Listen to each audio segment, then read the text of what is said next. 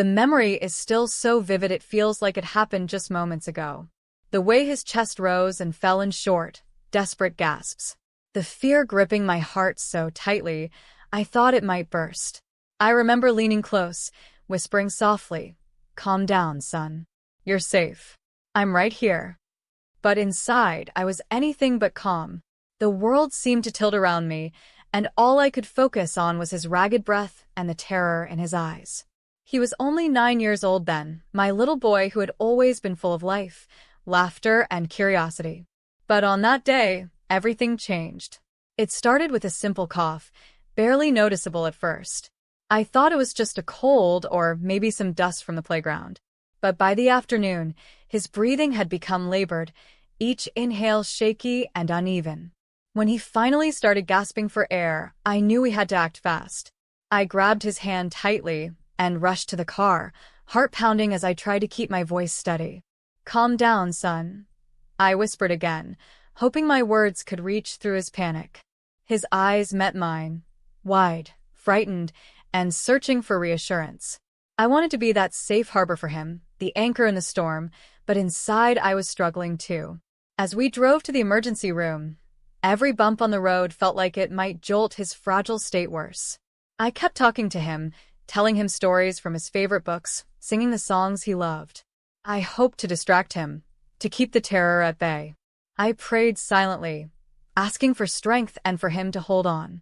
In those moments, time stretched and shrank all at once. Minutes felt like hours, and yet it all passed so quickly. The waiting room was cold and sterile, a harsh contrast to the warmth I wanted to wrap around my son.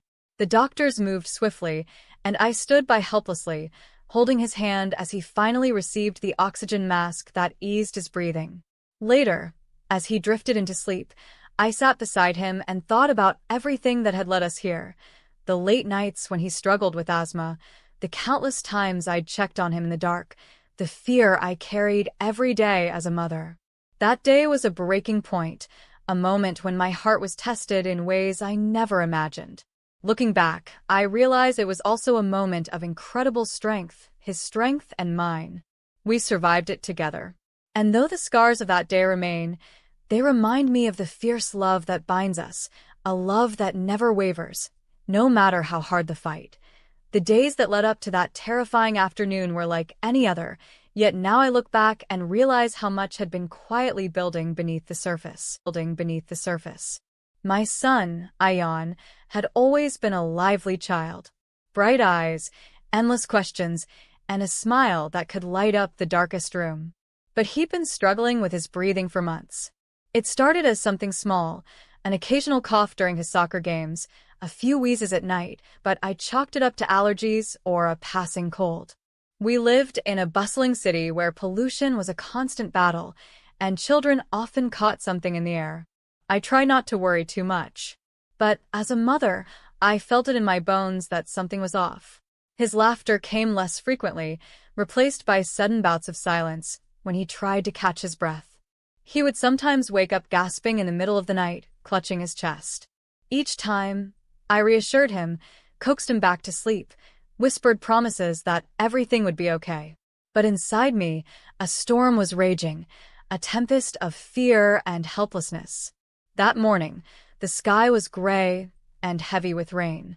We had plans to visit his favorite park, a small oasis of green amidst the concrete, where he loved to run and play with his friends.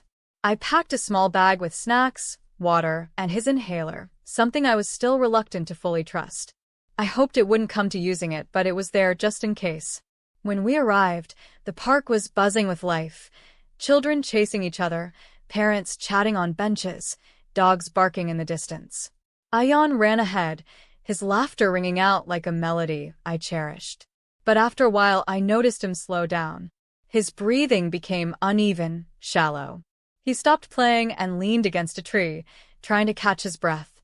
I rushed to his side, concern flooding me. "Are you okay, sweetheart?" I asked gently. He nodded weakly, but didn't say much. I could see the struggle behind his eyes. We sat on a bench, and I gave him water, hoping to soothe him. But it was no use. His breaths grew faster, and then suddenly, he was gasping, Desperate, ragged breaths that tore through the quiet afternoon like a scream. Panic seized me, sharp and relentless. I wrapped my arms around him, whispering fiercely, "Calm down, son. Breathe with me. I'm here." His small hand gripped mine tightly, trembling. I could feel his heart racing beneath his skin, pounding in rhythm with his labored breaths. My mind was a whirlwind, calling the doctor, rushing to the car, trying to keep calm while inside I was unraveling.